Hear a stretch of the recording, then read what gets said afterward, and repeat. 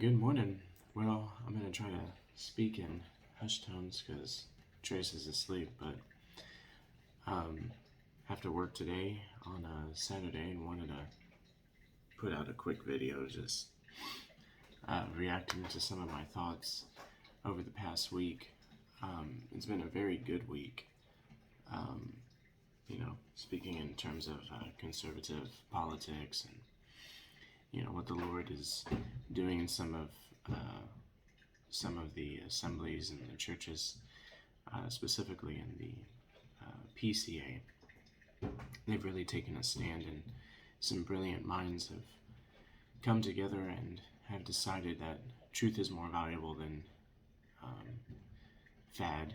Truth is more valuable than the apparent zeitgeist of the world, and that holding to the testimony of Christ is all that matters. So, a couple of the things that happen are a couple of the Supreme Court rulings. The PCA decided that if you were homosexual and a pastor, you were no longer considered a pastor as of like 2 days ago, and that had already been in the works and such, but became official, to my knowledge, a couple of days ago. And really, the really exciting thing is to be a part of people's lives during this time and having an answer prepared. Whether that be, it doesn't matter what particular denominational background or what where we've come from as far as how we came to the Lord. It just matters that we give Jesus away, and it's a beautiful thing to wake up this morning and to know that you're in the will of God. It's also very sobering and humbling to know that we're never perfect on this side of heaven, and that we're still susceptible to attacks, from the devil. And so as long as we resist the devil, he will flee from us.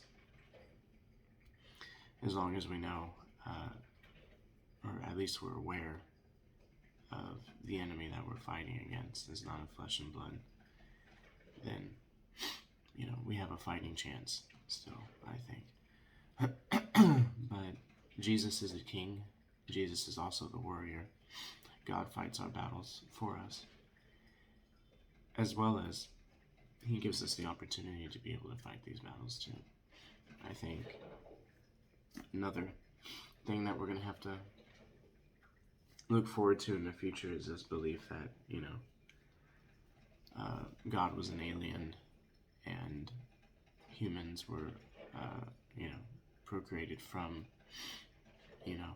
this alien being or whatever.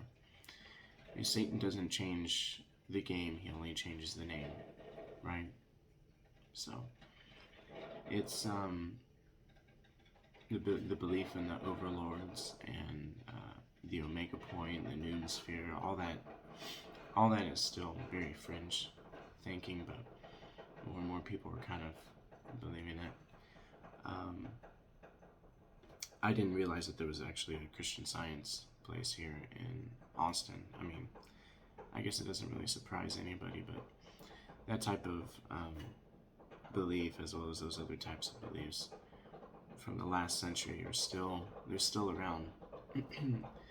And people will want to believe anything other than the Bible. And so it's important for us to have an answer, for us to be biblically literate, and not just have an answer for those who need it, but also for those who don't want it. So, but all things in their time, we keep on living the Christian life. We keep on having personal devotions. We keep realizing the power of prayer.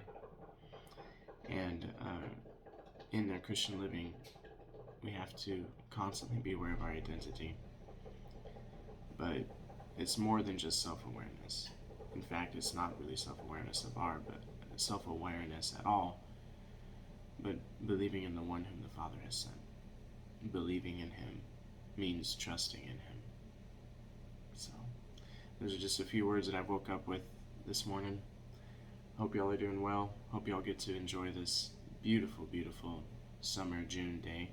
We're already in the last week of June. It's hard to believe that this year has been going by so quickly. Maybe for some of us it hasn't gone over so quickly. But in either case, the seasons confirm the covenant, and our covenant is in Christ. So, for the kingdom,